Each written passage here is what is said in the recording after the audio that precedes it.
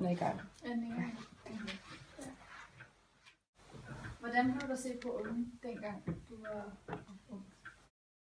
Det var ikke som i dag, altså, men det var mest det, man talte jo ikke sådan om det, vel? Men jeg følte ikke, at vi havde det meget godt. Altså, det var så fint at komme over. Jeg tror, det var sådan lidt et mix fra sådan længere tid tilbage, hvor der var sådan meget stram kontrol med, hvad de unge lavede. Og også de blev meget hurtigt ældre, og så frem til nu, hvor jeg tænker, at måske der er lidt friere tøjler til at være ung. Men da jeg var ung, der var det så sådan en between. Så jeg tænker, at vi havde meget frie tøjler. Nogen, fordi der er jo meget forskel, hvordan man er opdraget. Men jeg har måttet rimelig mange ting. Da jeg var ung, og jeg tror ikke, at det var så forskellige syn på unge dengang, som der er i dag. Bortset fra dengang jeg var unge, der var ikke så mange, som havde baggrund i andre lande. Der var det mest med, der var faktisk næsten kun børn med dansk baggrund. Så jeg tror selvfølgelig, det har ændret lidt synet på unge i dag. I hvert fald meget hos den gamle generation, som har en masse fordomme om, hvordan man nu er, når man kommer fra et andet land og skal være i Danmark. Det tror jeg er en af de meget, meget store forskelle, der er fra min ungdom.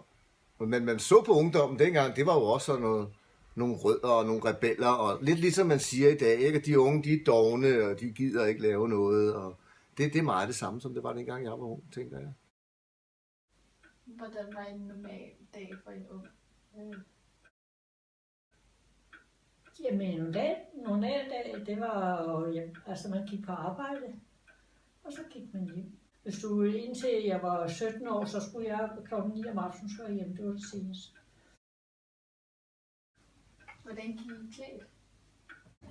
Det der Adidas bukser, som I også går med. Nu? Ja, nu, men bare der var de meget bredere. I dag er de sådan meget slim. Da jeg var, der var de sådan meget helt lige. Men det var også sorte Adidas bukser med hvide striber. Og så Buffalo støvler gik man med, dengang jeg var ung. Og så gik man meget med sådan neonfarvet. Det var noget anderledes end nu, hvor cowboytøj eller cowboybukser, det er jo inden nu. Har været det? Ja, det har vi set, ja. Ja, vi gik i klubber dengang og ned og det, ikke? Ja, ja. Altså så ned under knæet, ikke? Og det måtte ikke være højere op, eller? Hvad bare? Højere end knæet. Nej, ikke højere. Man viste ikke knæ. Nej, det gjorde man ikke. Hvordan blev du set på en, hvis man havde sin kjole op over, eller vise knæ? Altså jo, så havde vi de der, som jeg siger, de er ikke de pæne piger. De kunne godt gå sådan lidt mere udfordrende. Det var kassebukser. Kassebukser? Jamen altså, det startede med kassebukser. Og det var hvornår? Og det var... Jamen, jeg tror allerede, man begyndte sidst i 60'erne, lige først i 70'erne, 73, 74, tror jeg, at det begyndte at komme. Og det var så nogle brede baser der, ikke? Der var... Men kassebukserne blev så afløst af gulerodsbukserne, som var det samme. Der gik man bare fra brede ben oppe, og så gik de indad og blev helt smalle. Og hvis man var virkelig lively, så var der frynser på kanten. Så var man smart, ikke? Og er der en stor forskel på den måde, du blev opdraget på, og den måde, du opdrager dine børn? ja, der er meget stor forskel. Hvordan var det dengang? Jamen, dengang var man måske ikke så pædagogisk, som man er i dag. Man snakkede ikke altid så meget om tingene. Det var så, at man fik en besked, og så var det sådan. Og så gjorde man, hvad ens forældre sagde. Så jeg synes, man skal lade børn så vidt muligt prøve så mange ting selv, og få så mange erfaringer, de overhovedet kan. Selvfølgelig vejledt af nogle voksne, helst ens forældre. Og det gør man jo kun ved at slippe tøjlerne lidt en gang imellem. Eller med frihed følger der jo også ansvar, kan man sige. Så jeg har givet mine børn lov til rigtig meget frie tøjler, men til gengæld, så hvis de laver noget møg, jamen, så har man ikke den samme frihed, så bliver der strammet lidt ind. Så jeg tænker, jeg vil gerne snakke med mine børn, og så vil jeg sådan tage en snak med dem, i stedet for at sige, det må du ikke. Så jeg vil sådan gøre det lidt mere frit, sådan, så de føler, at de kan komme hjem og fortælle, hvis de nu har gjort et eller andet forkert, i stedet for at man ikke tør at komme hjem og sige det.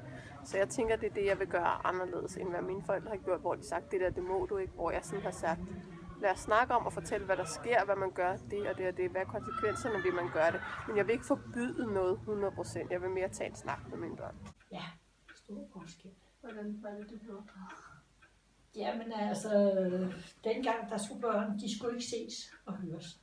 Altså, og sådan er det jo ikke. Og det er mine børn i hvert fald, eller vores børn. og heller ikke vores børnebørn. I dag kommer de sådan set de er jo med. Da vi var unge mennesker, der var der regler, og dem fulgte man. Ja. Og ellers så blev man straffet altså i form af store arrest eller sådan noget, ikke? Men man var jo også mere,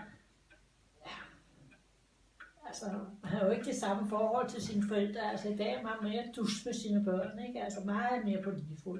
Man spurgte jo ikke sine forældre om, altså der er mange ting for mig nu, jeg godt kunne tænke mig, hvordan min far, altså jeg har aldrig kendt min farfar og farmor, men det spurgte man ikke om dengang. I dag der taler man med sine børn og børnebørn om alt. Det gjorde man ikke dengang. Det gjorde man ikke. Jeg tror, der er meget, der har ændret sig med, at vi selvfølgelig jo som mennesker hele tiden bliver klogere. Vi lærer hele tiden noget nyt om os selv og om børn og hvad børns behov er. Der bliver jo hele tiden forsket i, hvad der er godt for børn og hvad der er godt for familier.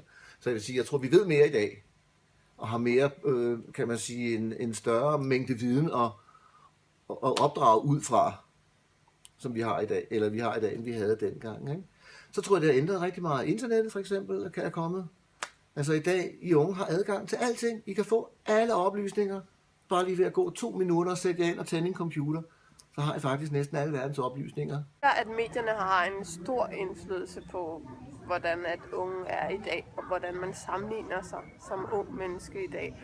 Medierne var slet ikke lige så meget fremme dengang. Jeg var, altså, det var meget, meget, meget lidt. Jeg var på internettet dengang, og jeg fik først mobiltelefon, da jeg var 14 eller sådan noget. Så jeg var barn meget længere tid, end jeg kan se ungdommen er i dag. Ja, hvad lyttede I til? Jamen altså, vi hørte, da jeg var helt ung, der var det ABBA.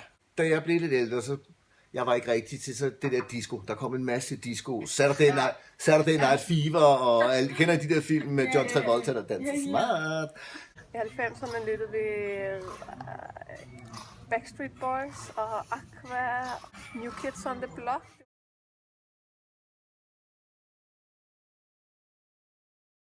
Opdragelse det. Nu kommer jeg også fra en familie, som ikke var helt ligesom de fleste andre familier. Jeg kom fra en familie, hvor der var rigtig meget alkoholmisbrug. Jeg havde en bror, der var skizofren, og min far var også halvskizofren, og så begge mine forældre var alkoholikere. Så jeg har haft en opvækst, som er lidt forskellig fra, hvad man kan sige, det vil være en normal opdragelse. Altså det er ikke særlig rart at ikke kunne tage sine kammerater med hjem fra arbejde, fordi man ved, at ens far sidder og pissefuld, når man kommer hjem, så det vil man jo ikke vise for sine kammerater. Egentlig var de måske, hvad man i dag vil kalde, ikke særlig gode forældre. Fordi at de, og det er jo det der med alkohol, ikke? Det kan jo ødelægge mange ting, og specielt når man misbruger det, så kan det gå helt galt, og det kom jeg til at mærke lidt i min opdragelse, ikke? Så jeg synes, der var mange ting, jeg godt ville have haft med hjemmefra i min opdragelse, som jeg ikke har fået, som jeg selv måtte lave erfaringer om senere, ikke? Og det er jo så også det, for at komme tilbage til jeres spørgsmål, hvor forskellen er mellem min opdragelse og den måde, jeg blev opdraget af mine forældre. Jeg har faktisk sagt stort set, at jeg vil gøre alt modsat af, hvad mine forældre gjorde, for jeg synes ikke, det var i orden, det de gjorde. Så det har faktisk været en af mine mål i forhold også til mine egne børn. Jeg skal ikke blive, som mine egne forældre var over for mig. Jeg vil være på en anden måde. Så derfor er det lidt svært for mig at tale, netop fordi jeg ved ikke, hvad en normal opdragelse er, for jeg har ikke haft en normal opdragelse. Jeg har kun kunne se, hvordan mine kammerater har haft det, ikke? Fordi jeg havde det ikke på samme måde. Så det